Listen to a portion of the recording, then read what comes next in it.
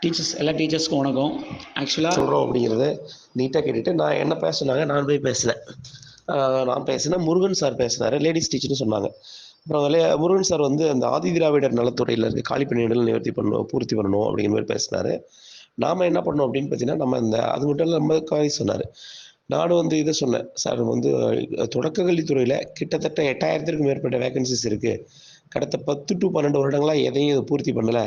நாங்களாம் வந்து 2013 குவாலிஃபைடு. கிட்டத்தட்ட 10 வருஷமா வெயிட் பண்றோம். இதுல நிறைய பேர் 40 வயசுக்கு மேலலாம் கடந்துட்டாங்க. நானும் 40 வயசு கிட்டத்தட்ட ஆயிடுச்சு. ஸோ இவங்க வந்து போஸ்டிங்ஸே இன்னும் போடல. 2023 ஆனுவல் பிளானர்ல கிட்டத்தட்ட 6500க்கும் மேற்பட்ட வேகன்சிஸ் இருக்குன்னு அவங்க வந்து ஆனுவல் பிளானர்ல வந்திருந்தது, விட்டுருந்தாங்க. பட் ஆனால் இப்போ இந்த இயர்ல 2024ல 2700 டீச்சர்ஸ் மட்டும் தான் நாங்கள் வந்து அப்பாயின்மெண்ட் பண்ண போறோம் அப்படின்னு சொல்லியிருக்காங்க.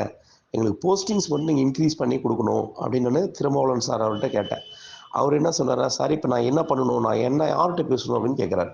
நம்ம பரவாயில்ல, நம்ம பொறுமையாக நம்ம சொல்கிறத நிதானமாக கேட்டு, இப்போ நீங்கள் போயிட்டு அன்பில் மகேஷ்ட்டு இது கொடுத்தாலோ டெட்டுன்னு சொன்னால் போதும், அப்படியே அந்த கவர் இதை வாங்கிட்டு அப்ளிகேஷன் அந்த மனு வாங்கி தூர போட்டு அது நின்று கேட்கறது கூட கிடையாதுலாம்.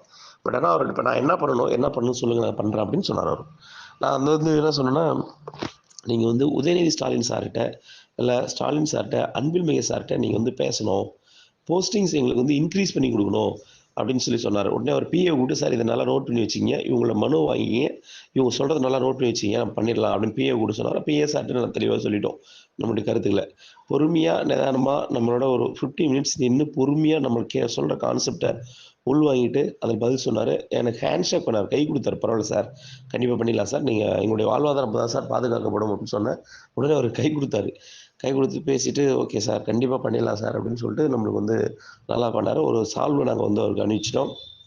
அனுப்பிச்சிட்டு பேசிட்டு அப்புறம் அங்கேருந்து 2 குழுவாக பிரிஞ்சு, ஒரு குழு வந்து பார்த்தீங்கன்னா வெல்ஃபேர் போர்ட் ஸ்கூலை பார்க்க போயிட்டாங்க. ஆதி திராவிடர் நலத்துறையை அவங்க போயிட்டு பார்த்துட்டு அங்கே மனு கொடுத்தாங்க.